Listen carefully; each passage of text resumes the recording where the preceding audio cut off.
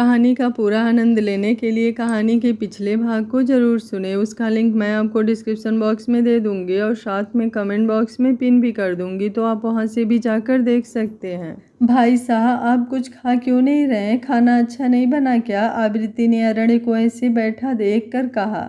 वो उसके घर आ गया था। आवृत्ति तो बहुत खुश थी उसके आने से और इस वक्त सब साथ ही बैठकर डिनर कर रहे थे। नहीं बेटू, खाना तो बहुत ही अच्छा बना है और आपके हाथ का खाना तो हमें वैसे भी बहुत पसंद है, कहते हुए उसने एक निवाला मुंह में रखा। डिनर के बाद वो गेस्ट रूम में बैठा था और उसके पास ही आवृत्ति भी बैठी थी। कैसा चल रहा है सब कुछ? अरण्य ने हल्का सा मुस्कुराते हुए उससे पूछा। ठीक है भाई साहब, लेकिन आप ठीक नहीं कर रहे। सबसे इतना दूर हो गए हैं आप और आते भी नहीं कभी किसी से मिलने, वो शिकायत करते हुए बोली। दूर होकर भी सबके पास ही हूँ, ऐसे करीब होने का भी क्या फ़ायदा कि दिलों में हज़ारों मीलों की दूरियां बनी रहे। रिश्ते तो वैसे ही हैं आज भी सब। रही बात हमारे आने की, तो काम ही इतना फैल चुका है कि अब वक्त ही नहीं मिल पाता। वो उसके सिर पर हाथ फेरते हुए बोला तो आवृत्ति उसे देखने लगी। वो बस अपनी बात नहीं कर रहा था, इनडायरेक्टली तरीके से वो अपनी बातें आवृत्ति को भी समझाना चाह रहा था।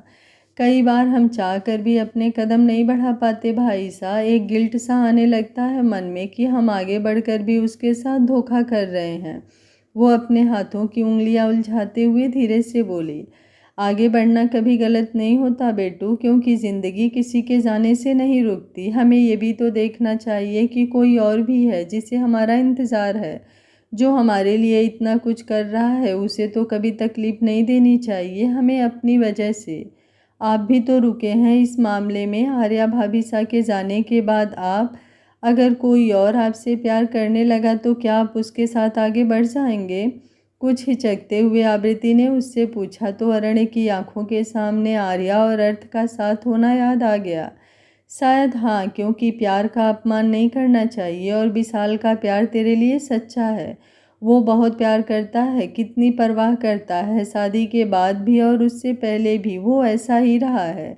अनय हमारा दोस्त था, उसके जाने से हम लोगों को भी बहुत तकलीफ हुई, लेकिन ऐसे अपनी ज़िंदगी में आगे ना बढ़कर उसके लिए रो कर आप उन्हें और तकलीफ दे रही हैं। वो खुद नहीं चाहेगा कि उसकी आवृत्ति उसकी वजह से खुद के साथ गलत करे, अरण्य ने कहा तो उसने नज़रें झुका ली। ज़्यादा कुछ ना सोच और पुरानी बातों को अतीत में छोड़ते हुए अपने आज को देख, अरण्य ने उसका माथा चूमते हुए कहा तो उसने बस सिर हिला दिया और फिर कमरे से बाहर चली गई। वो जब कमरे में आई तो नज़र विशाल पर पड़ी, जो बिस्तर ठीक कर रहा था। वो बिना कुछ बोले चेंज करने चली गई और कुछ देर बाद जब बाहर आई तो उसने मेहंदी कलर का कॉटन का सूट पहना हुआ था, जो उस पर बहुत ही अच्छा लग रहा था। वो बिस्तर पर एक किनारे आकर बैठ गई। विशाल फ़ोन चलाने में बिजी था। उसने तिरछी नज़रों से उसे देखा। ये सूट वही लाया था उसके लिए, लेकिन उसने कभी पहना नहीं था। आज उसे इसमें देखकर वो मुस्कुराया, लेकिन कुछ नहीं बोला। तो आवृत्ति ने उसकी हथेली पर अपना हाथ रख दिया, जिस पर विशाल ने चौंक कर उसे देखा। हमने कभी भी आपके प्यार को गलत नहीं समझा, क्योंकि हम जानते हैं प्यार किसी से भी हो जाता है। ये ना उम्र देखता है, ना रंग, ना जाति और ना ही कोई रिश्ता। हम तो स्टार्टिंग से ही सब जानते थे और फिर हमारी शादी हो गई। आप बहुत खुश थे, आपको मना भी कर रहे थे हम, लेकिन फिर परिवार वालों को देखा और ईश्वर का आशीर्वाद समझकर हाँ कर दिया। लेकिन हमारे दिल में अनय आज भी हैं जिनसे आपको तकलीफ होती है, कहकर उसने गहरी सांस भरी।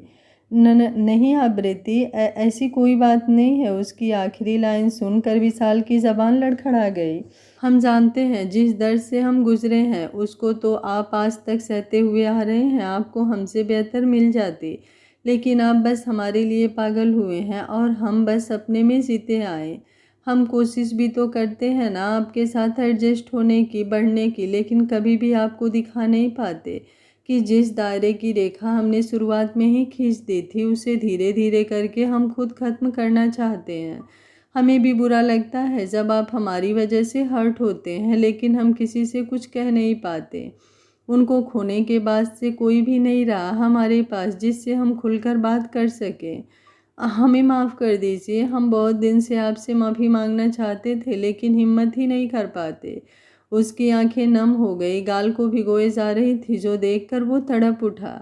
आप रोइए मत, हमें कुछ नहीं चाहिए, बस आपको रोता हुआ नहीं देख पाता मैं, ना ही अब ना पहले देख पाता था। प्लीज। वो अपने हाथ आगे उसके चेहरे की तरफ बढ़ाया उसके आंसुओं को साफ करने के लिए, लेकिन फिर अपना हाथ पीछे कर लिया और उसकी तरफ हैंकी बढ़ा दी। आवृत्ति ने भी ये नोटिस किया। जाने क्या सोचकर वो उसके कुछ करीब खिसकी और उसकी हथेली को अपने फेस पर रख दिया। किसी के दबाव में आकर कुछ करने की ज़रूरत नहीं है, ना ही मैं कुछ कह रहा हूँ आपको, बस आप खुश रहा कीजिए। वो अपना हाथ पीछे खींचते हुए बोला।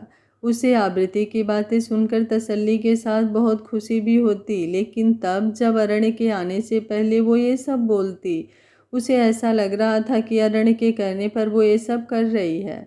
हम अपने से ही बोल रहे हैं, बस हमसे खुद से कुछ नहीं होता ना। हम मतलब हमें आपका साथ चाहिए इन सब में। हम सच में आगे बढ़ना चाहते हैं, लेकिन उसमें आपका साथ चाहिए। बात ये नहीं है कि अरण्य भाई साहब के कहने की वजह से ये सब हम कर रहे हैं, बस हम में हिम्मत ही नहीं हो पाती थी, और फिर जब भाई साहब आए तो उनकी वजह से हम आपसे अपनी बातें बोल पाए हैं, बस।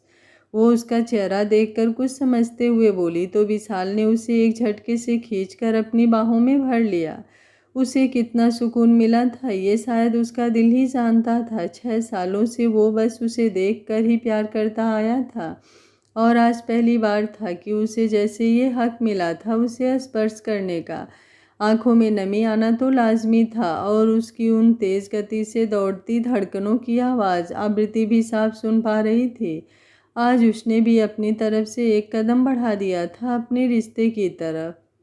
ओफो, तेरा तो हमें कुछ समझ ही नहीं आता, कभी क्या करती है। अगर वो दिखे थे तो उनसे बात ही कर लेती ना। आर्या ने निशा को अरण्य के बारे में बताया था कि वो यहाँ आ गया है, और आज उसने उसे देखा था। आई हेट हिम, वो अपनी आंखों को सख्ती से बंद करते हुए बोली। हमें तो इस मामले में कुछ समझ ही नहीं आता। जीजू शायद से नहीं थे, वो तुझसे बहुत। निशा प्लीज़ यार, मुझे उस शख्स के बारे में कुछ नहीं सुनना है, और जब हमारा कोई रिश्ता ही नहीं है तो जीजू भी नहीं है वो तेरे। वो कुछ चिढ़ते हुए बोली। अच्छा ठीक है, नहीं बोल रही, इतना गुस्सा मत किया कर, निशा ने उसके गाल खींचते हुए कहा तो वो उसे देखकर हल्का सा मुस्कुराई। निशा निशा, बाहर से आती अविरल की आवाज़ सुन वो हंसी। जाइए भाभी साहब, वरना नींद नहीं आएगी हमारे भाई को, आर्या ने कहा तो वो उसके गाल पर एक चपत लगाई और मुस्कुराते हुए अपने रूम में आ गई। अविरल उसका ही इंतज़ार कर रहा था। तुम दोनों की तो बातें ही नहीं खत्म होती है, मेरा भी ख्याल रहता है या नहीं, वो कुछ रूठता हुआ बोला तो निशा की मुस्कान बढ़ गई। उसने डोर बंद करते हुए उसके सीने पर पीछे से ही अपने हाथ लपेट दिए और उसकी पीठ से सिर लगा लिया। ऐसा कुछ भी नहीं है, अगर आपका ख्याल ना होता तो यहाँ थोड़ी ना होती, वो पलटकर उसके गले में बाहें डालते हुए बोली। उसकी बात सुनकर वो मुस्कुरा उठा और उसके होठों के पास अंगूठे से रफ किया। सुनिए, वो उसके होठों पर झुकता उससे पहले ही वो जो उसकी हरकत समझ चुकी थी कुछ गंभीर होते हुए बोली, जिस पर अविरल ने उसे देखा। आर्या को आज अरण्य जीजू सा मिले थे मार्केट में। हमें तो यही नहीं समझ आता कि ऐसा हो क्या गया जो दोनों इतना दूर हो गए बिना किसी खास वजह के। आर्या तो तब उनको बहुत मानती भी थी, और जीजू सा को भी उसकी कितनी फिक्र थी। ये तो जब आर्या गायब हुई थी तभी हमें पता चल गया था। उसके बाद जब आप आए और आर्या यहाँ आ गई तब उसने हमसे कुछ बताया भी नहीं। हमने कितना पूछा। वो उसका हाथ थामते हुए बिस्तर पर बैठ गई थी। कुछ रिश्तों की उम्र नहीं होती निशा, आर्या तब बहुत छोटी थी, तब में और आज में बहुत फ़र्क है। तुमने देखा ना कि अब अर्थ उसका कितना खास हो गया है। अरण्य जी तो उसे याद भी नहीं होंगे ठीक से, कितना वक्त गुजारा ही है दोनों ने साथ में, मुश्किल से बस 1 महीने, वो बोला। पर अरण्य, क्लोज दिस टॉपिक, वो कुछ कहती उससे पहले ही अविरल ने उसे चुप करा दिया था। पता नहीं क्या चलने लगा था उसके मन में। अरण्य बेटा, इतनी जल्दी तैयार हो गए आप? ब्रेकफास्ट भी नहीं किया आपने? अगली सुबह अरण्य अपने घर में था और रेडी होकर रूम से बाहर निकला ही था कि उर्मिला जी ने उससे कहा, वो एक मेडिकल कॉलेज में जाना था आज हमें, और ऑफिस का भी कुछ काम था, इसलिए ज़्यादा वक्त लगेगा, वो गंभीर आवाज़ में बोला। उसकी हंसी तो जैसे गायब ही हो चुकी थी अब। आप गुस्सा है हमसे भी? उसने एक कदम आगे बढ़ाया ही था कि उर्मिला जी बोल पड़े। नहीं मासा, गुस्सा होने जैसा कुछ है ही नहीं। आपको और बाबा साहब को जो ठीक लगा आपने हमारे लिए वही फैसले तो लिए और हमने मान भी तो ली ना आप सबकी हर बात। और प्लीज़ अगर हो सके तो हमारे सामने दोबारा शादी का जिक्र मत कीजिएगा, वरना इस हवेली में कदम रखना भी मुश्किल हो जाएगा हमारे लिए। उम्मीद है आप इतना तो मान रखेंगे ही हमारा। वो पीछे पलटते हुए बिना ही बोला और बाहर निकल गया। कल वो आवृत्ति के यहाँ से आ गया था और फिर घर पर उसके दोबारा शादी की बात हो रही थी। सबके लिए मजाक बन चुका था क्या वो, कि जिसका जब जो मन किया वही हो जाएगा। और इधर आवृत्ति की सुबह नींद खुली तो आंखें एकदम ही बाहर आने को हो गई थी। उसके एकदम करीब लेटा था विशाल और अपने चेहरे के नीचे हाथ लगाए अपनी उनंदी आंखों और हल्की मुस्कान बिखरे बालों से उसे ही अपनी नज़रों में भर रहा था। Good morning. वो उसको जागता देखकर एक हाथ उसकी कमर पर रखते हुए उसे और करीब खींच लिया। वो उसका सिर आकर विशाल के सीने से लग चुका था। Good morning. वो हम ऐसे हड़बड़ाहट में वो कुछ बोल नहीं पा रही थी। उसके इतना करीब होना उसकी धड़कनों को बढ़ा चुका था। गाल दहक उठा था। आप खुद ही हमारे करीब आई थी, हमने कुछ नहीं किया। और फिर जब आप एक कदम बढ़ाएंगी तो 4 कदम मुझे भी तो बढ़ाना होगा ना। वो शरारती अंदाज में मुस्कुराते हुए बोला। उसके गालों में डिंपल हो चुके थे। आवृत्ति ने चेहरे ऊपर करके उसे देखा। लेमन कलर की टी शर्ट, माथे पर बिखरे हुए बाल और वो सुबह सुबह की नसीली सी आंखें, और सबसे ज़्यादा अच्छी लग रही थी उसकी डिंपल वाली स्माइल। आज शायद पहली बार उसने इतना गौर से उसे देखा था। और हाँ, ये भी सच था कि जाने कितनी बार उसने विशाल की ये मुस्कान देखी थी। मुझे कोई प्रॉब्लम नहीं है, आप चाहे जितनी देर तक देखें। आज ऑफिस नहीं जाने वाला मैं, विशाल ने उसके माथे को झुककर चूमते हुए कहा तो आवृत्ति जैसे होश में आई। उसने विशाल की टी शर्ट मुट्ठियों में भर ली थी और आंखों में पानी भर आया था उसके, जो देखते ही विशाल उससे दूर होने लगा था। उसे लगा कि वो कुछ ज़्यादा ही जल्दी कर रहा। उसकी आंसुओं से भरी आंखें उसको तड़पा चुकी थी, लेकिन उसके उठने के पहले ही आवृत्ति ने उसका हाथ पकड़ लिया। सॉरी, वो नज़रें चुराता हुआ बोला। हमने बहुत गलत किया है सच में आपके साथ। हमारी वजह से आप इतना परेशान हुए अब तक, और हम आपका फ़ायदा। वो रूधे गले से बोली तो विशाल ने उसे बाहों में भर लिया। बिल्कुल भी ऐसा मत सोचिए आवृत्ति, आप हमारी ज़िंदगी में होना ही बहुत बड़ी बात है। आपकी वजह से हम कभी परेशान नहीं हुए। आपको देखकर तो मुझे हर वक्त सुकून मिलता है, और सच कहूँ तो कल से ऐसा लग रहा है कि मैं कोई बहुत ही अच्छा ख्वाब देख रहा हूँ जो नींद खुलते ही टूट जाएगा। यकीन ही नहीं हो रहा कि आप हमारे साथ आगे बढ़ रही हैं। मेरे लिए सबसे ज़्यादा आपकी खुशी मायने रखती है, उससे बढ़कर कुछ भी नहीं है। प्लीज़ यार, आंसू मत बहाया कीजिए। अब मुझे सबसे ज़्यादा तकलीफ़ तो इन्हें ही देखकर होती है। वो उसका सिर सहलाते हुए बोला। अच्छा, अब उठना है क्या? वरना मेरा तो कुछ और करने का मन हो रहा है अब। वो उसके होठों पर नज़र गड़ाए हुए उसे छेड़ता हुआ बोला, और आवृत्ति शर्मीली सी मुस्कुराहट के साथ उसे धक्का देते हुए उससे दूर होकर झट से बिस्तर से उतर गई। वो खिलखिलाकर हंस पड़ा था उसकी इतनी जल्दबाजी देखकर। ऐ सुन अर्थ, तू सारी अरेंजमेंट देख लेना हॉल की, हम मैम के पास जा रहे हैं। उन्होंने बुलाया था, चीफ गेस्ट आते ही होंगे। आर्या ने जल्दबाजी में अर्थ से कहा और जल्दी से ऑफिस की तरफ भागी। अरे आर्या बेटा, वहाँ कहाँ जा रही हो? साधना मैम तो प्रिंसिपल और बाकी टीचर्स के साथ गेट पर गई हैं। वो सर आ गए, पर वो तो थोड़ी देर बाद आने वाले थे ना। प्यून ने जब उसे बताया तो वो कुछ कंफ्यूज सी बोली। नहीं, आ चुके हैं। ये सुनकर उसने बुरा सा मुंह बनाया और उल्टे पांव सीढ़ियों की तरफ बढ़ी। नीचे उतरने के लिए वो इस वक्त 3rd फ्लोर पर भागते हुए आई थी। हाँफ भी रही थी वो जब ऑडिटोरियम में आई तो देखा सारे स्टूडेंट्स और कुछ टीचर्स यहीं पर थे। कहाँ से आ रही, इतना भीगी हुई है? ये पकड़, कोल्ड ड्रिंक पी, अच्छा लगेगा। अर्थ उसकी फिक्र करता हुआ उसके पास आकर बोला और कोल्ड ड्रिंक का गिलास उसके मुंह से लगा दिया। अपनी इतनी फिक्र उसे करता हुआ देखकर वो मुस्कुरा उठी। वो साइड में खड़े आपस में बात ही कर रहे थे कि अनाउंसमेंट हुई, और इसी के साथ बॉडीगार्ड्स और प्रिंसिपल सर के साथ अरण्य भी स्टेज पर आया, जिसे देखते ही आर्या के चेहरे की सारी खुशी गायब हो गई। माय डियर स्टूडेंट्स, आज हम लोगों के बीच राजस्थान के नहीं ऑल ओवर इंडिया के जाने माने बिजनेसमैन मिस्टर अरणजीत सिंह राठौर आए हुए हैं, जिन्होंने अमेरिका से अपनी स्टडी कंप्लीट की थी और अब सफलता के कदम पर दिन ब दिन बढ़ते जा रहे हैं। हमारे कॉलेज की ओपनिंग भी इन्होंने ही कराई थी और हमेशा हमारे साथ खड़े रहे। अरण्य का इंट्रो देते हुए उसे स्टेज पर सम्मानित किया जा रहा था। अभी ये तो वही है ना जो उस दिन हमें थिएटर के सामने मिला था। दिखने में कितना सिंपल लगा था और इतना बड़ा बिजनेसमैन है ये। अर्थ ने कुछ हैरानी से कहा। आर्या तो बस अपलक उसे ही देख रही थी, उसके चेहरे पर कोई भाव नहीं थे। वाह यार, ये तो एकदम ही हस्बैंड मटेरियल लग रहा है। कितना ज़्यादा हॉट एंड हैंडसम है ये। तू ज़्यादा नज़र मत गड़ा, तेरी जैसी लड़कियों को घास भी नहीं डालेगा वो। और क्या मतलब हस्बैंड मटेरियल? इतना बड़ा आदमी है, जाने कितनी लड़कियों के साथ सोया होगा। हमें देखा भी नहीं वो, हर तरफ से बस उसके बारे में ही बोला जा रहा था। लड़कियां तो लड़कियां, लड़कों की भी नज़रें नहीं हट रही थी अरण्य से और वो लोग उसकी फ़ोटोज़ क्लिक कर रहे थे।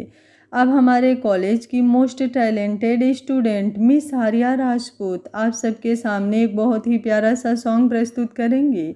अनाउंसमेंट हुई तो सब स्टूडेंट्स आर्या की तरफ देखने लगे थे और उसे स्टेज पर जाने के लिए कहने लगे। वहीं आर्या का नाम सुनकर अरण्य का दिल भी धड़क सा उठा था। उसने भीड़ में एक सरसरी नज़र डाली तो निगाह उस बाएं कोने में जाकर रुकी थी जहां आर्या थी। जाना, आप खड़ी क्या है? अर्थ ने उसे ऐसे देखकर उसकी बाजू पकड़ते हुए कुछ हिलाकर कहा। हमें कुछ परफॉर्म नहीं करना, बल्कि हमें यहाँ रुकना भी नहीं है, हम घर जा रहे हैं, वो एक ही सांस में बोली और बाहर की तरफ भाग गई। अरण्य ने अफसोस से अपने होठों को दांतों के बीच दबा लिया। I am sorry mister Sinha, फिर कभी ज़रूर देखेंगे आपके स्टूडेंट्स की परफॉर्मेंस। अभी कुछ काम है तो अर्जेंट ही निकलना पड़ेगा हमें। अरण्य ने आर्या को जाता देखकर और भीड़ में हो रही उसकी खिलाफ बातों को सुनते हुए कहा। आर्या के ऐसे स्टेज पर ना आने और भाग जाने पर सब उसके लिए कुछ ना कुछ बोले जा रहे थे। वो स्टेज से उतरकर बाहर की तरफ आया था, लेकिन आर्या उसे कहीं नहीं दिखी। अभी तो वो उसी तरफ को भागी थी, अब कहाँ चली गई? अरण्य खुद में बुदबुदाया। हम जानते हैं आप हमसे बहुत ज़्यादा ही नाराज़ हैं, लेकिन क्या करें, दिल के हाथों मजबूर है जो आपसे दूर होकर भी बस आपके ही रह गए हैं। हम शायद कभी भी आपको अपनी फीलिंग्स अपनी साइड समझा भी नहीं पाएंगे। वो अफसोस से बोला और 2 कदम आगे बढ़ाया ही था कि गार्डन में दिखाई पड़ी वो, लेकिन अकेली नहीं थी, अर्थ के सीने से लगी हुई थी वो, और वो उस पर अपनी बाजुएं लपेटे हुए आंखें मूंदे खड़ा था, साथ ही कुछ बोल भी रहा था। वो कुछ सोचता हुआ उसकी तरफ अपने कदम बढ़ा लिए थे। क्या हो गया है? तू वहाँ से भागी क्यों? तूने तो इतना कुछ तैयार भी किया था, फिर अचानक से क्या हो गया तुझे? अर्थ उसके सिर को सहलाते हुए उससे पूछ रहा था। कुछ भी नहीं, बस हमारा मन नहीं हुआ, वो बुझे मन से बोली। अच्छा बच्चू, तो अब मेरे से भी झूठ बोलेगी? एक दूंगा ना कान के नीचे तो अक्ल ठिकाने आ जाएगी तेरी। बता मुझे क्या हुआ? वो हमारे हस्बैंड, वो धीमे से बोलने को हुई थी कि अरण्य की आवाज़ पर दोनों ने उस तरफ देखा। एक्सक्यूज़ मी, अरण्य अपनी पॉकेट में हाथ डाले हुए खड़ा था, उसकी आंखें सर्द हो उठी थी। यस सर, कहिए, अर्थ ने उससे पूछा। अरण्य की नज़रें आर्या पर ठहरी हुई थी। अर्थ, तो हमारा बैग ले आ, क्लासरूम में रखा है। आर्या के कहने पर अर्थ कुछ बोलने को हुआ, लेकिन आर्या की संजीदगी देखकर वो वहाँ से चला गया। आर्या, कैसी हैं आप? वो कुछ देर बाद खामोशी तोड़ते हुए बोला। सॉरी सर, हम आपको नहीं पहचानते, आप हमें जानते हैं क्या? वो कुछ हैरानी दिखाती हुई बोली, जिस पर अरण्य की आंखें सिकुड़ी। हम जानते हैं कि आप हमसे नहीं, हम ही आपको नहीं जानते, तो आप किस कदर हमको जानने लगेंगे? वो उसे बीच में ही टोकते हुए बोली, जिस पर अरण्य ने सख्ती से अपनी आंखें मूंद ली और गहरी सांस छोड़ता हुआ खुद को नॉर्मल करने लगा। बस कीजिए प्लीज़, ऐसे रिएक्ट मत कीजिए, अरण्य ने कहा। ओह हाँ, 1 मिनट, हम तो भूल ही गए थे, आपको तो अपने स्टैंडर्ड अपने एज की पार्टनर भी मिल गई होगी, है ना? कैसी है वो? और बच्चे भी होंगे कि नहीं हैं अभी? वो जिस तरह बोले जा रही थी, अरण्य के सीने में सुई सा कुछ चुभता हुआ जा रहा था। वो खामोश ही रहा। क्या हुआ, इतना परेशान क्यों दिख रहे हैं आप? विशाल ऑफिस से लौटा था और कपड़े बदल कर बिस्तर पर बैठा ही था कि आबृति उसके लिए पानी ले आई। उसे देखते ही विशाल के चेहरे पर मुस्कान आ गई, जैसा उसने कभी ख्वाब में सोचा था। बिल्कुल वैसे ही अब वो उसके आसपास रहती थी और खुद को सहज करने की भी पूरी कोशिश करती। कुछ नहीं, बस आपको देखने की तलब लगी हुई थी, वो शरारती मुस्कान के साथ उसकी कमर में हाथ लपेटते हुए बोला तो वो चिहुक सी उठी। पानी पी लीजिए, वो अपने पेट पर लगे हुए उसके चेहरे पर हल्के से हाथ लगाते हुए खुद को संभालते हुए बोली। मुझे मिस किया या नहीं? वो उसके पेट पर हल्के से चूमता हुआ उसे अपने बाजू में बिठा लिया। आबृति कुछ ना बोलकर उसे देख रही थी। कितना खुश रहने लगा था अब ये शख्स, वरना तो जैसे बदल सा गया था। मैंने तो भाई बहुत याद किया, सच कहूँ तो दिल ही नहीं लग रहा था काम में, वो मुस्कुराता हुआ उसे बता रहा था। फिर इतना परेशान क्यों थे अभी? थक गए हैं क्या? आबृति ने उसे पानी का गिलास पकड़ाते हुए कहा। नहीं, बस वो अरड़े की वजह से थोड़ी सी टेंशन थी, उसने पानी पीकर गिलास टेबल पर रखते हुए कहा। भाई साहब को क्या प्रॉब्लम हो गई? उसने फिक्र से पूछा। आर्या भाभी सा मिली थी आज उसे, लेकिन उनका बिहेवियर अब उसे हर्ट कर रहा था। गलती भी तो अरड़ की ही है, तो सहना भी तो उसे ही पड़ेगा। पहली बात तो उसे शादी ही नहीं करनी चाहिए थी उनसे, और फिर अगर शादी की भी तो उन्हें छोड़ना तो नहीं चाहिए था। भाई साहब उनसे बहुत प्यार करते हैं, ज़रूर कोई ना कोई बड़ी बात रही होगी इन सब के पीछे। आप ऐसे उन्हें जज नहीं कर सकते बिना सब कुछ जाने हुए। कुछ भी हो, उसकी वजह से आपसे तो नहीं झगड़ सकता ना, तो ये बात यहीं ख़त्म करते हैं। वो उसके गाल खींचता हुआ बोला तो आबृति ने हल्का सा मुस्कुराते हुए उसके बालों को बिखेर दिया। बातें बहुत आती है आपको? बातों के अलावा भी बहुत कुछ आता है, लेकिन उसके लिए और लंबा इंतज़ार लिखा है मेरे हिस्से। वो उसे गहरी नज़रों से देखता हुआ बोला तो आबृति ने पलकें झुकाते हुए उसकी हथेली थाम ले। आप जो चाहे कर सकते हैं, आपका हक है हम पर, हम कभी इनकार नहीं करेंगे, उसने अपनी आंखों को कसकर बंद करते हुए कहा। अगर हक ही लेना होता तो बहुत पहले ले लिया होता, लेकिन मुझे मेरे हिस्से का प्यार भी चाहिए और उसके लिए आपका साथ चाहिए। हमारी शादी हुई तो बस वो एक रस्म थी जिसमें मेरा प्यार, मेरी दुल्हन तो थी लेकिन मेरी ना होकर, और मैं चाहता हूँ जब हम एक हों तो मेरा प्यार, मेरी दुल्हन मेरे नाम से सजे। जब आप दिल से उन पलों को जीना चाहें। विशाल ने उसके हाथ से अपना हाथ हटाते हुए कहा और उठकर खड़ा हो गया।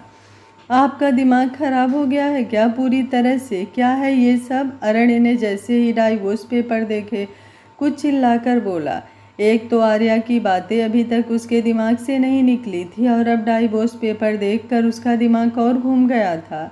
अरे बेटा, आप समझिए, जब आप पिछले 5 साल से साथ नहीं हैं तो फिर नाम के रिश्ते का मतलब ही क्या रह गया है? और ये अविरल ने भेजा है, हमने नहीं बनवाया है इन्हें। हो सकता है आर्या की भी यही इच्छा हो। अपने बाबा साहब की बात सुनकर वो आगे कुछ ना बोल सका और उनके बाहर जाते ही रूम अंदर से लॉक कर दिया। आर्या की इच्छा, शायद वो उस लड़के के साथ कितना खुश भी तो रहती हैं। यहाँ आने के बाद 2 बार वो दिखी और दोनों ही बार उसी के साथ। हम खुद चाहते थे कि वो अपनी ज़िंदगी में आगे बढ़े, फिर क्यों उन्हें खुद से अलग नहीं कर पा रहे हैं? क्यों इतना स्वार्थी हो रहे हैं? कहते हुए उसने अपने चेहरा हाथों के बीच छुपा लिया।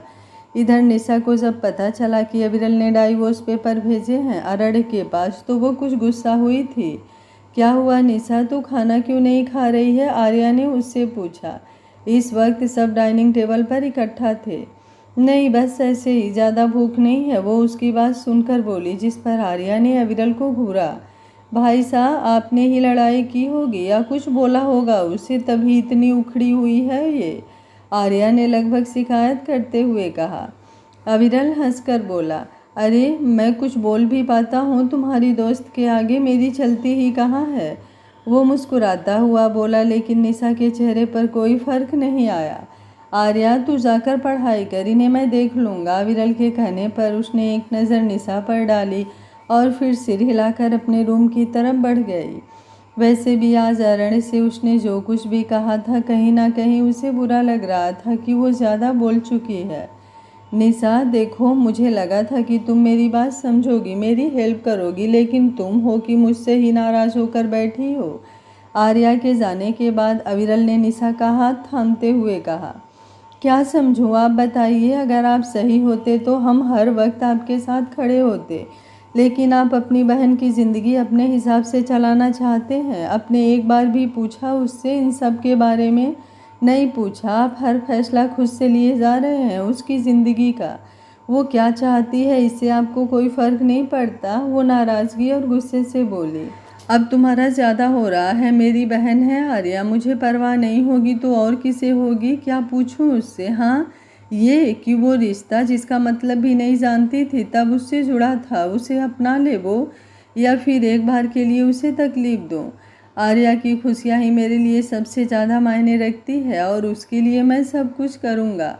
अविरल ने कुछ सख्ती से कहा तो फिर निशा की बात सुने बिना ही वहाँ से अपने कमरे की तरफ बढ़ गया और वो बेबसी से उसे जाता हुआ देखती रही। ये सब क्या है भाई साहब? आज आर्या की छुट्टी थी। वो हॉल में बैठी मूवी देख रही थी कि पोस्टमैन उसे डाइवोर्स पेपर देकर गया, जिस पर अरड़े के सिग्नेचर देखकर जैसे उसका दिमाग पागल हो जा रहा था। तब तक अविरल उसके पास आ गया। आर्या ने वो पेपर्स उसके सामने फेंकते हुए कहा, ये बस एक बेफजूल की डोर है जिसे तुझे काटनी है और फिर तू अपनी ज़िंदगी अपनी तरह से जी। अविरल ने आराम से कहा, जिस पर वो हैरानी से उसे देखने लगी। आप भाई साहब ऐसा कैसे कह सकते हैं? आप देखिए ना इसे ध्यान से, उन्होंने इस पर सिग्नेचर। नहीं, हमें नहीं लगता कि ये उन्होंने भेजा होगा, वो पागल होती हुई सी बोली। आर्या रिलैक्स हो जा बेटा, अविरल ने उसके सिर को सहलाया। अपने भाई साहब की हर बात मानती है ना तू? फिर खत्म कर इस रिश्ते को जो 5 साल से तेरे साथ नहीं है। वैसे भी तू कौन सा अब इसमें रहना चाहती है? अविरल के पूछने पर आर्या, जिसकी आंखें ना चाहते हुए भी भर आई थी, उसने सिर हिलाया और वो पेपर्स उठा लिए। हम सुबह तक आपको ये पेपर्स दे देंगे, आप लॉयर से बात कर लीजिएगा, वो अपनी आंखें बंद करते हुए बोली। उस दिन अरण्य का उससे वो सब बोलना उसे सब याद आ रहा था जब उसने उसे छोड़ने की बात कही थी और फिर उससे कभी बात भी नहीं की। निशा, आर्या आ गई है, उसे जाकर देख लो और हाँ, थोड़ा समझा भी देना। अविरल अपने रूम में आता हुआ निशा से बोला, जो कि कपड़े तह करके कबर्ड में लगा रही थी। अविरल की तरफ उसकी पीठ थी। हमने पहले भी आपको कह दिया है कि इस मामले में हम बिल्कुल भी नहीं पड़ेंगे। जब सारा कुछ आपके ही हिसाब से होना है तो हम इस मसले में जाए ही क्यों? वो बिना उसकी तरफ पलटे हुए ही बेरुखी से बोली। देखो निशा, ये आर्या की लाइफ का सवाल है, मेरे लिए ना सही तो प्लीज़ उसके बारे में ही सोच लो। आर्या जब इस रिश्ते से पूरी तरह आज़ाद होगी तभी आगे बढ़ पाएगी।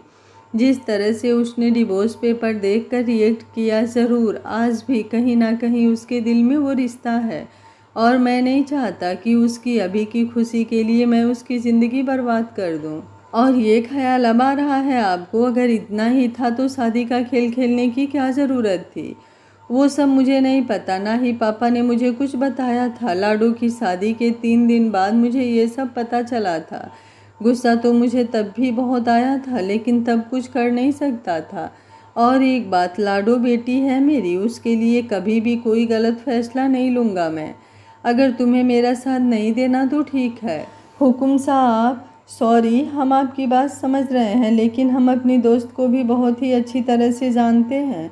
फिर भी अगर आपको सही लगता है तो हम आपकी वाइफ होने के नाते आपका साथ ज़रूर देंगे। वो बोली तो अविरल मुस्कुराया और उसकी तरफ बढ़ा कि वो साइड से निकलकर दरवाजे की तरफ बढ़ गई। उसने आर्या के रूम का दरवाज़ा खटखटाया, जो कि अंदर से बंद था। आर्या, आर्या, डोर ओपन कर, उसने फिक्रमंद होकर कहा। कुछ पल बाद आर्या ने दरवाज़ा खोला। आंखें एकदम लाल थी, उसका चेहरा मुरझाया हुआ, ढीला सा घुटनों तक फ्रॉक पहना था उसने और बाल अस्त व्यस्त थे। वो फेस वॉश आंखों में चला गया था। निशा को खुद को देखता पाकर वो नज़रें चुराते हुए बोली। निशा ने उसे साइड किया और रूम के अंदर आ गई। आरू, हमसे भी अब सब छुपाने लगी, निशा ने भरी आवाज़ में कहा तो आर्या के सब्र का बांध टूट गया और वो उससे लिपट गई। फपक कर रो पड़ी थी वो। निशा ने भी उसे नहीं रोका। ये दर्द था बीते 5 सालों का, जो उसने जाहिर भी नहीं किया था कभी किसी के सामने, बस खुद को खुद में ही समेट लिया था। और अब जब बात आई थी डाइवोर्स की, तो एक बार फिर वो उन सारे पलों में खो चुकी थी। हम तो कुछ भी नहीं समझते थे जब जब उन्होंने हमारा हाथ थामा, लेकिन उन्हें तो हर बात की समझ थी ना। अगर हमारी लाइफ में आए थे तो फिर इतने अच्छे से ट्रीट ही क्यों किया हमें, जब हम उनके लायक नहीं थे। तो पहले बहुत प्यार से रखा, फिर हमें खुद से दूर ही कर दिया। पापा के बाद उन्होंने हमारे दिल में जगह बनाई थी। हम निशा, उमल जी हमें ऐसे छोड़ गए। उन्होंने हमसे वादा किया था कि कभी अकेला नहीं छोड़ेंगे। और फिर तू तो जानती है ना कि हम किसी से इतनी आसानी से दूर नहीं हो पाते। मिलना तो बहुत दूर की बात है, उन्होंने कॉल तक कभी नहीं किया। चुप, शांत हो जा मेरा बच्चा। अगर तू नहीं चाहती उनसे अलग होना तो कोई बात नहीं, हम खुद उनसे बात करेंगे इस बारे में।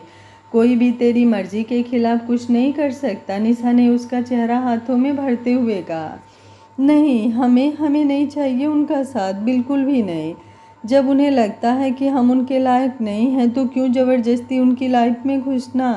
वो खुद को संभालते हुए जल्दी जल्दी अपने आंसू साफ करती हुई निशा से दूर हुई और फिर टेबल पर रखे हुए पेपर्स उठाकर उस पर साइन करने लगी। निशा उसे भरी आंखों से देख रही थी।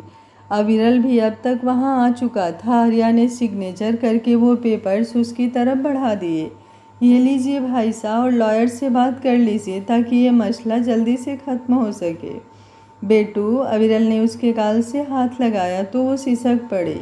ठीक है हम, आप परेशान मत होइए। और हाँ, आप दोनों को हनीमून पर भी जाना है, समझ गए, ताकि जल्दी से हमारा भतीजा भतीजी हमारी गोद में आ जाए। आखिर तक आते आते वो शरारती अंदाज में एक आंख दबाकर बोली तो अविरल ने उसके सिर पर हल्के से मारते हुए उसे अपने सीने से लगा लिया। अभी कहीं नहीं जा रहा, मैं जानता हूँ इस वक्त मेरी बहन को सबसे ज़्यादा हमारी ज़रूरत है। सब सॉल्व होते ही चले जाएंगे, अविरल ने उसका सिर सहलाते हुए कहा। पर भाई, आप हमारी वजह से, वो बोलने को हुई तो निशा ने उसे घूरा। ज़्यादा ना बोल वरना मुँह तोड़ दूंगी तेरी। बड़ी आई, अगर तू ही खुश नहीं रहेगी तो क्या हम वहाँ जाकर एंजॉय कर पाएंगे, निशा ने लगभग उसे डांटते हुए कहा। तू सच में, मेरा मतलब है कि उनके साथ रहना तेरा मन नहीं है तो दूसरा ऑप्शन भी तो होगा ना। मैं भैया से बात करता हूँ, तुझे कोई ज़रूरत नहीं है कहीं भी जाने की। उनका डाइवोर्स केस कोर्ट तक गया था और जज ने उन्हें कम से कम 1 महीने साथ रहने को कहा था। उसके बाद ही कोई फैसला सुनाया जाना था। जब अर्थ को ये बात पता चली तो वो आर्या को टोकता हुआ बोला, नहीं है कोई ऑप्शन, और हम खुद ये किस्सा ख़त्म करना चाहते हैं हमेशा के लिए, लेकिन वहाँ जाने का फैसला नहीं ले पा रहे हैं। वो कसम में उलझी हुई सी बोली। आज अरण्य को कोर्ट में देखकर और अपने रिश्ते को टूटते हुए दोनों इकट्ठा हुए थे। दर्द में तो दोनों ही थे। तुझे घबराने की ज़रूरत बिल्कुल भी नहीं है, क्योंकि तू मेरी शेरनी है और मुझे पता है दिल से भी ज़्यादा तेज़ दिमाग चलता है तेरा। अर्थ ने मुस्कुराते हुए उसके गाल खींच कर कहा तो वो हल्का सा हंस पड़ी। क्या सोचा तूने, निशा चाय की ट्रे टेबल पर रखते हुए वहीं सामने सोफे पर बैठते हुए बोली तो आर्या ने एक नज़र अर्थ को देखा। अर्थ ने आर्या की उंगलियों में अपनी उंगलियां उलझा रखी थी। उन्हीं के पास बैठा अविरल अपने फोन में लगा हुआ था। हम मतलब जब कोर्ट का आदेश है तो हम चले जाएंगे, वो अपनी आंखें बंद करते हुए बोली तो निशा मुस्कुरा उठी। लेकिन अविरल कुछ परेशान हो उठा। वो आर्या के बगल में आकर बैठ गया। तुझे वहाँ जाने की कोई ज़रूरत नहीं है बच्चा, अटैचमेंट ही तेरी सबसे बड़ी कमज़ोरी है। क्या मैं नहीं जानता, जब वो तुझे यहाँ छोड़कर गए थे तब कितना परेशान हुई थी तू। मैं बात करता हूँ लॉयर से, कोई और उपाय ज़रूर निकालेंगे वो। और अगर उनका रिश्ता बिखरने से पहले एक मौका चाहता है तो इसमें गलत क्या है जो आप इस कदर रिएक्ट कर रहे हैं, निशा ने कुछ नाराज़गी से कहा, जिस पर अविरल ने उसे घूर कर देखा। आर्या की आगे की लाइफ को बहुत सोचते हुए ही बोल रहा हूँ मैं, और मुझे भी उसकी इतनी ही फिक्र है जितनी कि तुम्हें, वो कुछ सख्ती से बोला। अब आप दोनों मत शुरू हो जाइए। और अविरल भाई साहब, आर्या अगर जाना चाहती है तो उसे मत रोकिए, कुछ नहीं है ना उसके दिल में, फिर क्यों घबरा रहे हैं आप? बस 1 महीने की बात है, फिर ये सब खत्म हो जाएगा और मैं अपनी इस कार्टून को प्रपोज कर दूंगा। अर्थ ने आर्या के गालों को चुटकी में भरते हुए कहा और इसी के साथ आर्या ने उसकी पीठ पर एक हाथ धर दिया तो वो दर्द से कराहता हुआ उसे गुस्से से घूरने लगा था। उन दोनों को ऐसे देखकर अविरल हंसने लगा था। कुछ देर आर्या के साथ रहने के बाद अर्थ चला गया था। निशा और अविरल के बीच ज़रूर कुछ अनबन सी रहने लगी थी इस मसले की वजह से।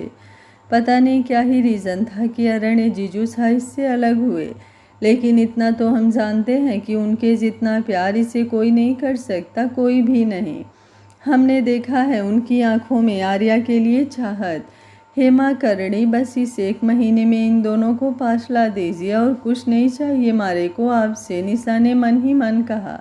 इधर आरण्य की आंखों में बिल्कुल भी नींद नहीं थी। वो बालकनी में खड़ा आसमान को निहार रहा था। आपको बहुत तकलीफ दी है हमने, पता नहीं कैसे गुजारेंगे आपके साथ वक्त। सच कहें तो नहीं देख पाते हम आपकी नज़रों में अपने लिए बेरुखी। आपकी बातों का जवाब चाहकर भी नहीं दे पाते हम। हमारी वजह से आपकी मासूमियत, आपका अल्हड़पन जैसे सिमट सा गया है, जिसके लिए खुद पर ही गुस्सा आता है हमें। नहीं हो रहा इंतज़ार हमसे कि आप कल इस कमरे में होंगी हमारी नज़रों के सामने। क्या कुछ भी पहले जैसा होगा? आप हर शाम हमारा इंतज़ार करेंगी, दिन भर की बातें इकट्ठा करके अपनी उमल जी को सुनाने के लिए। हर सुबह आलस में हमसे जिद करेंगी। शायद नहीं, कभी नहीं, कहते हुए उसकी आंखों में नमी तैर उठी, जिन्हें बाहर निकलने से रोकने के लिए उसने अपनी आंखों को कसकर बंद कर लिया। ये आप आज इतना ज़्यादा तैयार क्यों हैं? अगली सुबह विशाल ब्रेकफास्ट करते हुए आवृत्ति से पूछा तो आवृत्ति ने अपनी सासू माँ की तरफ देखा। इन्हें मायके जाना है, छोड़ दीजिए। इतना सुनते ही विशाल को जैसे ठसका सा लगा और वो खांसने लगा। आवृत्ति ने जल्दी से गिलास में पानी डालकर उसके मुंह से लगा दिया और एक हाथ से उसकी पीठ रब करने लगी। उसे विशाल की इतनी फिक्र करते देख विशाल की माँ खुश थी। मायके, मुझे तो इस बारे में कुछ पता नहीं, और क्यों जाना है? वो बड़बड़ाते हुए बोला। कुछ कहा क्या विशाल बेटा? नहीं तो मासा, कुछ भी नहीं, वो जल्दी से इनकार करते हुए बोला और लास्ट निवाला खाने के साथ ही आवृत्ति को इशारा करते हुए वो रूम की तरफ बढ़ गया। आवृत्ति जब रूम में आई तो वो उसे बेचैनी से इधर उधर चक्कर काटते हुए दिखा। उस पर नज़र पड़ने के साथ ही रूम का दरवाज़ा बंद हो चुका था और वो दरवाजे से लगी हुई खड़ी थी। इसके अगल बगल विशाल ने अपने हाथ रखे हुए थे, वो उसके काफ़ी करीब था। क्यों जाना है आपको? कोई गलती हुई है क्या मुझसे? नाराज़ हो? प्लीज़ सॉरी, लेकिन मुझे छोड़कर मत जाओ। मैं कैसे रहूँगा तुम्हारे बिना? तुम्हें इतना टाइट और क्लोज हक किए बिना तो अब नींद भी नहीं आती मुझे। और फिर सुबह बिना किस। वो बोल ही रहा था कि आवृत्ति ने आंखें बड़ी करते हुए उसके होठों पर हथेली रख दी।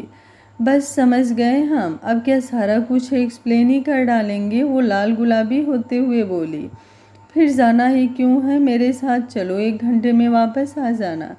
विशाल ने उसका हाथ अपने होठों से छूते हुए मिन्नतें करते हुए कहा। तो आवृत्ति को वो बहुत ही प्यारा लगा। उसने विशाल का चेहरा हाथों में भर लिया। हम कितने दिन से वहाँ नहीं रुके हैं और बड़ी मासा ने भी बुलाया है। आज आर्या आ रही है, उनसे मिले कितना वक्त हो गया, इसलिए सोचा कि चली जाऊँ। आपका ही दिल नहीं, हम भी आपको मिस करेंगे। उसने जिस सादगी और अपनेपन से ये बात कही थी, विशाल की धड़कनें बढ़ चुकी थी। जल्दी आ जाना, वो धीमे से बोला तो आवृत्ति मुस्कुराते हुए उसके सीने से लग गई। आप नहीं आ सकते? अगर हम रुके तो आप ही आ जाइएगा हमसे मिलने।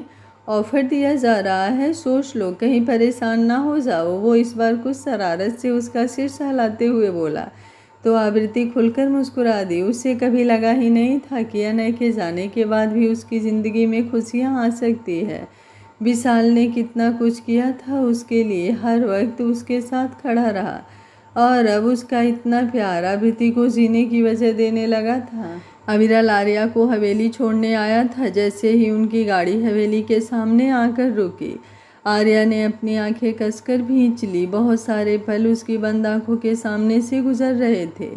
लाडो, अविरल ने आवाज़ दी तो उसने आंखें खोली। देखा तो उसका सूटकेस बाहर निकल चुका था। और अविरल भी गाड़ी से बाहर खड़ा था। उसने गहरी सांस लेकर खुद को नॉर्मल किया और डोल खोलकर बाहर निकली। अविरल ने उसका बैग पकड़ा और दोनों अंदर की तरफ आए तो सामने ही अंकेश जी दिख गए। अविरल ने झुककर उनके पैर छू लिए। खुश रहिए, कैसे हैं आप? उन्होंने मुस्कुराते हुए पूछा। ठीक हूँ चाचा साहब, बस आर्या का ध्यान रखिएगा, इसकी ही फिक्र लगी रहेगी। वो हमारी भी बिटिया है और उनका घर है ये, आप बेफिक्र रहिए। अंकेश जी ने आर्या को देखते हुए कहा। आर्या ने भी उनके पैर छूकर आशीर्वाद लिए। तब तक उर्मिला जी भी वहाँ आ गई थी। ठीक है, मैं चलता हूँ, अब कुछ काम है ऑफिस में तो वहीं जाना होगा, तो ख्याल रखना अपना, और कोई भी प्रॉब्लम हो तो बस एक कॉल या मैसेज कर देना। अविरल ने आर्या का चेहरा हाथों में भरते हुए उसके सिर को चूम लिया। आर्या की आंखें कुछ नमी हुई थी, वो अविरल के सीने से लग गई। अविरल के जाने के कुछ देर बाद, रघु, इनका सामान अरण्य के रूम में रखवा दो, उर्मिला जी ने एक नौकर से कहा। नहीं मासा, हमारा मतलब आंटी जी, हम वो गेस्ट रूम में ही रुकना है, आप वहीं रखवा दीजिए, उसने कुछ झिझकते हुए कहा। क्यों भाई, कोर्ट ने साथ रहने के लिए कहा है तो अपनी तरफ से सच में इस रिश्ते को एक मौका देकर देखिए, आबृति वहाँ आते हुए बोली। आर्या ने आवाज़ सुनकर उस तरफ देखा तो कुछ हैरान सी रह गई। पिंक कलर की साड़ी, मांग में भरा सिंदूर और गले में काले मोतियों का मंगलसूत्र, हाथ में चूड़ियाँ, पूरे श्रृंगार के साथ आबृति थी। भाई साहब, आप कितने प्यारे लग रहे हो, आपने शादी कर ली, ओ माय गॉड। आबृति से तो उसकी शुरुआत से ही बहुत बनती थी और आज उसे ऐसे देखकर उससे खुशी संभाले नहीं जा रही थी और वो सब भूल कर लगभग भागते हुए जाकर उससे लिपट गई। आबृति ने भी प्यार से उसे अपने गले से लगा लिया। कैसा है हमारा बच्चा, वो प्यार से उसका सिर सहलाते हुए बोली तो उसने सिर हिलाया। आप बताओ ना, किससे शादी किया आपने, और हमें भी अपने जीजू साहब से मिलना है। एक बार फिर उसकी बातों में वही बचपना छलक रहा था। ज़रूर मिल लेना, वैसे आप जानती हैं उन्हें। ऐसा कौन हो सकता है, वो कंफ्यूज सी खुद में सोचते हुए बोली। बातें होती रहेंगी, पहले आप जाकर हाथ मुंह धुल लीजिए, हम आपके लिए चाय भिजवाते हैं। कहते हुए उर्मिला जी वहाँ से किचन की तरफ बढ़ गए। रघु भैया, आप आर्या का सामान अरण्य भाई साहब के रूम में रख दीजिए। आबृति के कहने पर आर्या ने उसकी तरफ देखा। भाई साहब प्लीज़, आप बहन मानती हैं ना आप हमें, तो जो हम कह रहे हैं एक बार मान जाइए। हमें नहीं पता आप दोनों के बीच ऐसा क्या हुआ कि आप अलग हो गए, लेकिन इतना ज़रूर पता है कि दोनों ही खुश नहीं हैं। आपको लगता है ऐसा, लेकिन आपके भाई साहब हमसे अलग होकर आज़ाद हो गए हैं। कुछ चीज़ें जैसी दिखती हैं वैसी होती नहीं। अच्छा ये सब छोड़िए और आप जाकर चेंज कर लीजिए, कुछ देर बाद आपसे मिलती हूँ। आबृति ने उसके गाल से हाथ लगाकर कहा। आर्या का मन तो बिल्कुल भी नहीं था कि वो अरण्य के रूम में जाए। घबराहट थी या नाराजगी, पर कुछ तो था जो उसे आगे बढ़ने ही नहीं दे रहा था।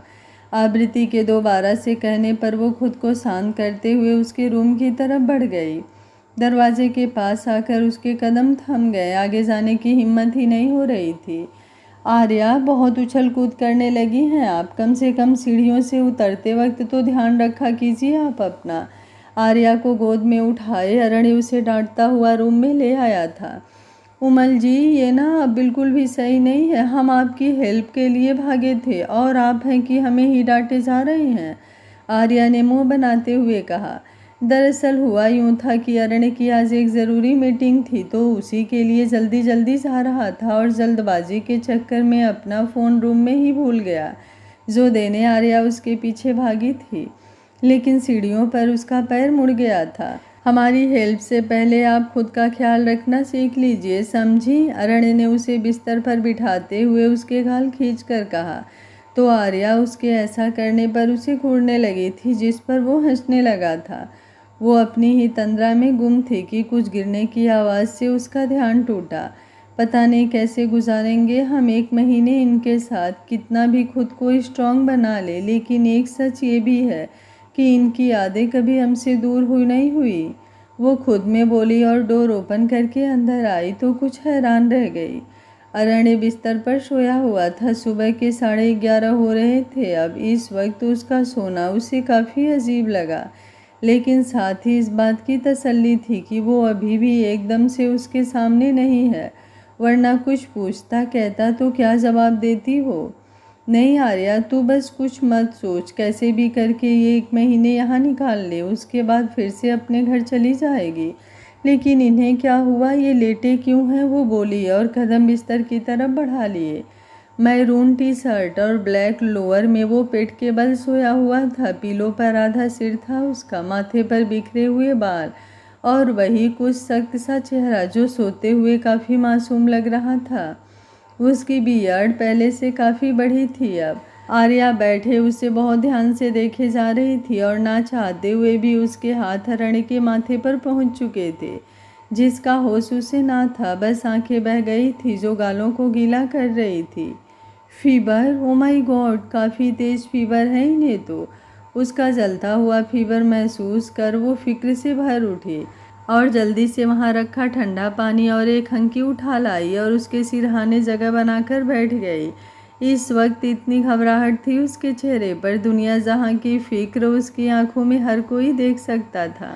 पता नहीं क्या ही चल रहा था उसके मन में। एक तरफ तो उसे हरणे के साथ भी नहीं रहना था अब, और वहीं उसे बुखार में तपते देखकर एकदम पागल हुई लग रही थी। जिस तरह से वो उसकी परवाह कर रही थी, शायद यही उसका प्यार था जो नाराज़गी की परत के तले कहीं दब चुका था। और अब जब अरण्य सामने था तो उससे चाहकर भी दूर नहीं भाग पा रही थी।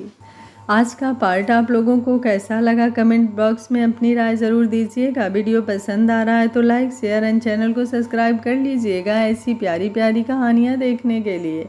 Thank you for watching. मिलते हैं कहानी के अगले भाग में।